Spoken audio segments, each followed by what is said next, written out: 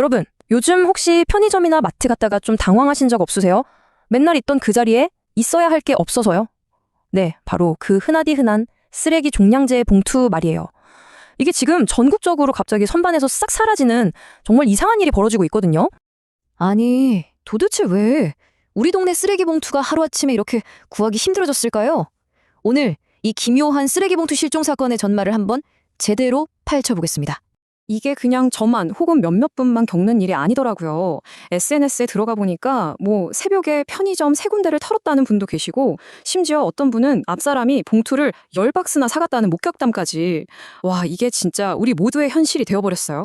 자, 그럼 첫 번째 이야기부터 시작해볼까요? 종량제 봉투 사재기.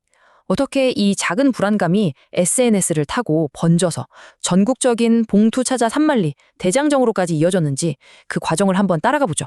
자, 여기 이 숫자 좀 보세요. 무려 140배. 이게 뭐냐면요. 종량제라는 단어의 온라인 검색량이 딱 일주일 만에 이렇게 폭발적으로 늘어난 거예요.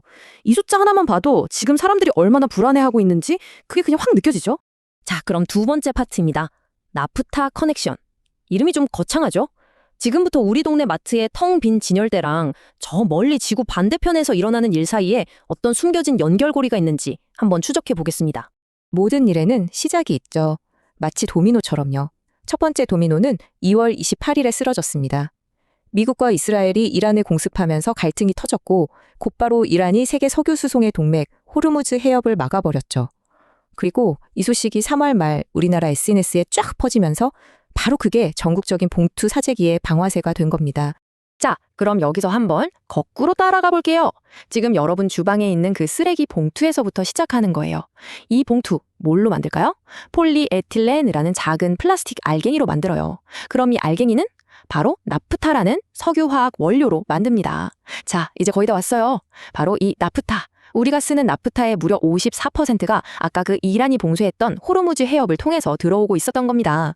어때요? 이제 좀 그림이 그려지시나요? 근데 이 나프타라는 게 도대체 뭐길래 이렇게 난리일까요? 이게 별명이 중화학공업의 쌀이에요, 쌀. 우리가 밥 없으면 못 살듯이 화학공업은 나프타 없이는 돌아가질 않아요. 원유에서 뽑아내는데 이걸로 우리가 쓰는 거의 모든 플라스틱을 다 만들어요. 라면 봉지, 페트병, 그리고 바로 이 쓰레기 봉투까지요. 정말 핵심 중에 핵심 원료인 거죠.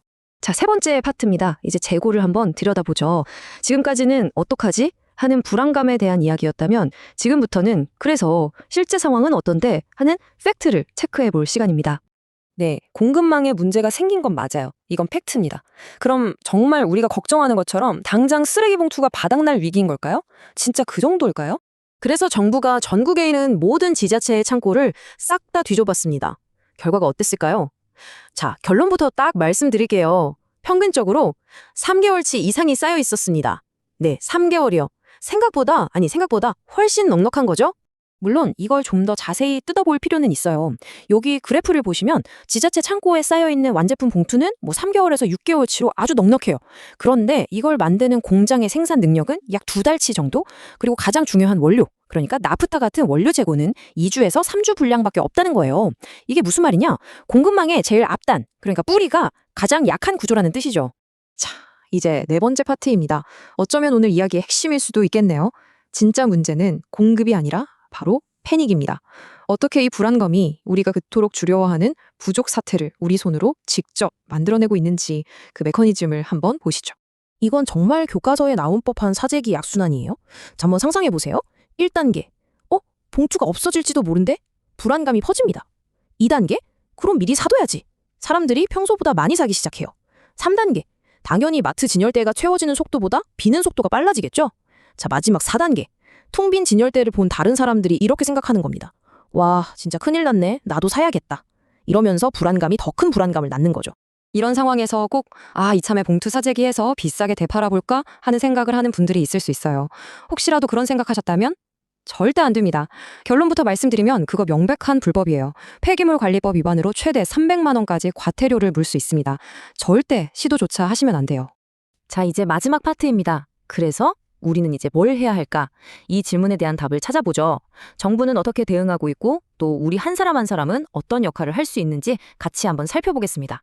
다행히 정부도 손 놓고 있지는 않습니다. 여러 방면에서 굉장히 발빠르게 움직이고 있어요. 일단 그 문제의 나프타를 경제안보 품목이라는 걸로 딱 지정을 했어요. 이건 수출 그만하고 국내에서 먼저 쓰자 이런 의미고요. 전국 재고 조사도 이미 다 끝냈고 지금은 호르무즈 해협 말고 다른 길로 나프타를 들여올 수 있는 방법을 찾고 있습니다. 그래도 이런 걱정 하실 수 있어요. 아무리 그래도 진짜 만약에 봉투가 다 떨어지면 어떡해요? 괜찮습니다. 그럴 때를 대비한 비상계획, 그러니까 플랜 B, 플랜 C가 다 준비되어 있어요. 예를 들면 일단 일반 비닐봉지에 담아서 버리세요 라고 한시적으로 허용해 줄 수도 있고요. 아니면 동네마다 쓰레기는 여기로 가져오세요 하고 수거 장소를 따로 만들 수도 있습니다. 쓰레기 대란은 일어나지 않게 막을 거라는 거죠. 그렇다면 이 모든 상황 속에서 우리가 할 수 있는 가장 좋은 일은 뭘까요? 정말 간단합니다. 그냥 딱 필요한 만큼만 사는 거예요.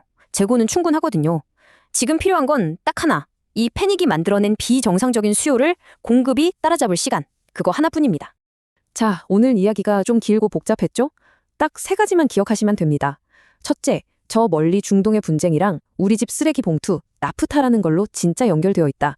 둘째, 하지만 당장 큰일 날 상황은 아니다. 창고에 3달치 넘게 쌓여 있다.